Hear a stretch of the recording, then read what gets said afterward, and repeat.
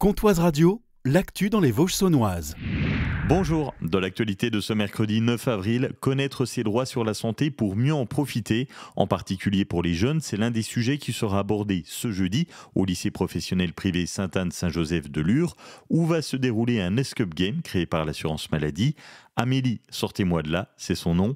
L'objectif, faire prendre conscience aux jeunes de leurs droits d'assurer. Sophie Cazet de l'assurance maladie de Haute-Saône. Depuis septembre 2019, c'est devenu une des priorités de l'assurance maladie due à la fin du bascule du régime étudiant. Les études ont montré qu'il était essentiel de garantir l'accès aux droits des jeunes afin de favoriser leur accès aux soins, car c'est une population pour laquelle le taux de renoncement aux soins est toujours élevé, et encore à ce jour. Le principe de ce jeu, on a une première salle où c'est qu'on a des énigmes sur l'accès aux droits. Donc, on va être le compte Amélie, la carte vitale, le médecin traitant, les moyens de remboursement, les moyens de rentrer en contact avec l'assurance maladie.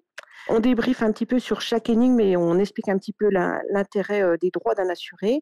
Et ensuite, une deuxième pièce qui est un petit peu décorée comme une chambre, une jeune fille qui aurait fait la fête. Et là, on a 5 énigmes à résoudre, donc sur des thèmes de santé prioritaires sur les jeunes, donc la santé mentale, les addictions, le tabac, les moyens de contraception, les IST. Là, c'est avéré au lycée professionnel de Lure. Donc, c'est 9 jeunes filles qui ont invité les autres terminales à participer à l'Escape Game. Elles ont construit le projet, formé les groupes. Elles ont invité également une classe de BTS du lycée Colombe et un groupe de mission locale à participer au jeu.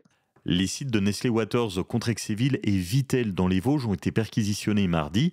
C'est dans le cadre d'une enquête ouverte après la plainte d'un collectif concernant des décharges sauvages de résidus de bouteilles en plastique enfouis dans la terre.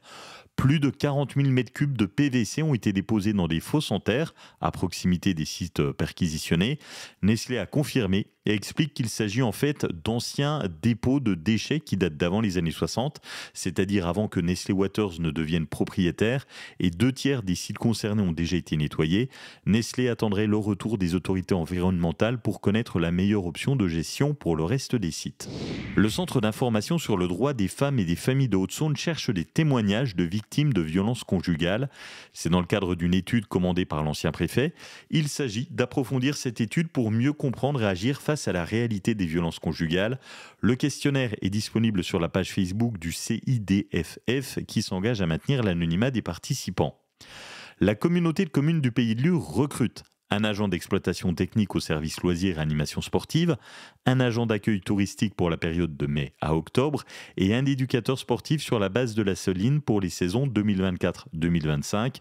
Vous avez le détail sur la page Facebook de la communauté de communes du Pays de Lure. Ce vendredi à 18h30, l'écrivain haut-saônois Vincent Bousserez, auteur de la saga Les Loups des Bois, sort en dédicace à la médiathèque de Luxeuil-les-Bains.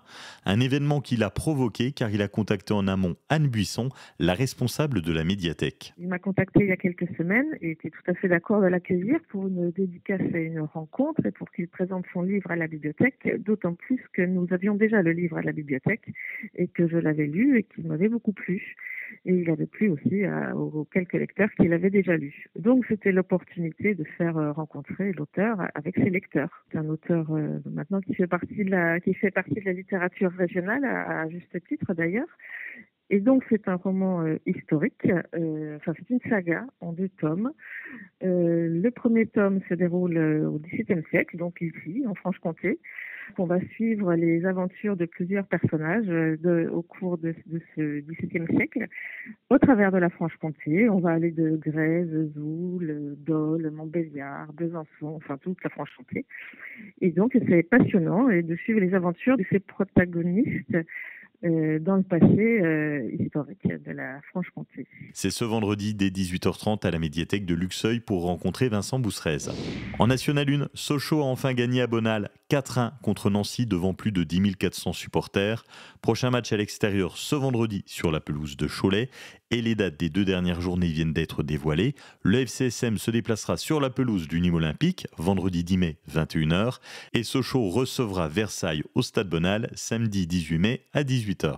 Passez une très belle journée et restez connectés à l'actualité des Vosges saunoises sur comtoiseradio.fr et sur nos réseaux sociaux.